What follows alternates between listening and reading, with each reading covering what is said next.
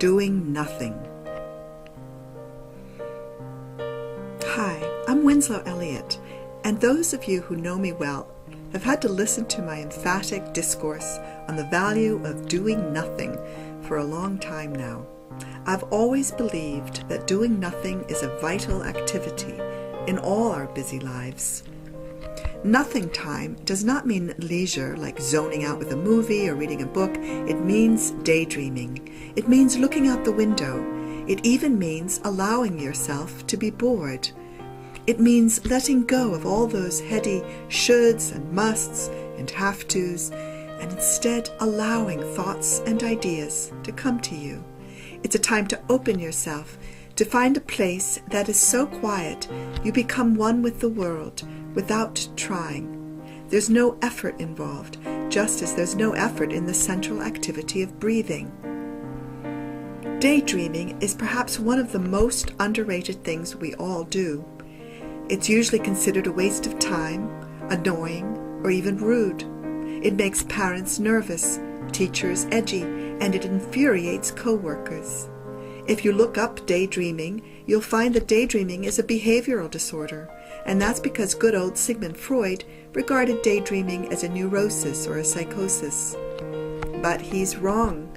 Finally, we know that doing nothing is one of the best activities in the world, and here's why.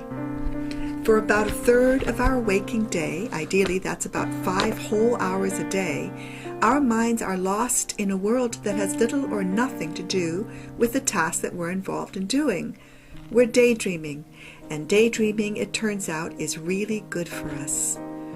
That's because our brains work on 2 separate networks, an administrative network, which we use when we're busy doing something, like accomplishing a task, and we also have a default network, which is the one that we automatically revert to when we're zoning out, like when we're watching television or reading. In other words, the default network actually switches off when we need to focus on something we're doing, and when one network is lit up, the other one is not. However, and this is what I think is so amazing, when we daydream, both networks, the administrative and the default, are lit up at the same time. So when your mind is at rest, when you're actively doing nothing, your brain is actually more active, in a good way, than when it's super focused even on a task. I first learned about this in an article that I read in Scientific American called The Brain's Dark Energy, and the author wrote about how neuroscientists had always assumed that the neural activity inside your brain when you're at rest is sort of subdued and sleepy. But the fact is that a great deal of meaningful activity occurs in the brain when you're sitting back and doing nothing at all, because both the active and passive parts of your brain are chattering away together.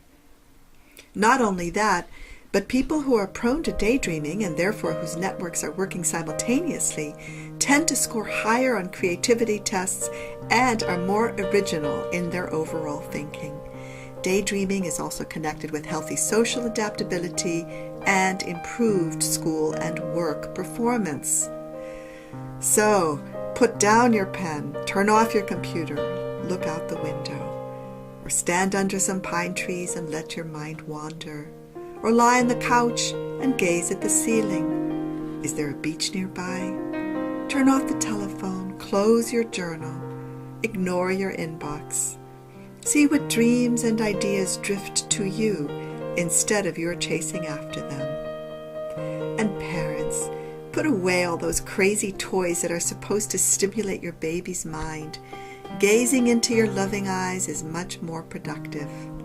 And teachers, please lighten up on all that homework. And parents of teens, make sure your kids' downtime is validated. Sure, chores have to be done, but shift your priorities. Doing nothing may actually be more important than washing dishes. I'm Winslow Elliott, and if you'd like to find out more about me or explore courses I offer and books I've written, please go to winslowelliott.com. You can get in touch with me through the contact page there, and I look forward to that. And in the meantime, I send you love and light.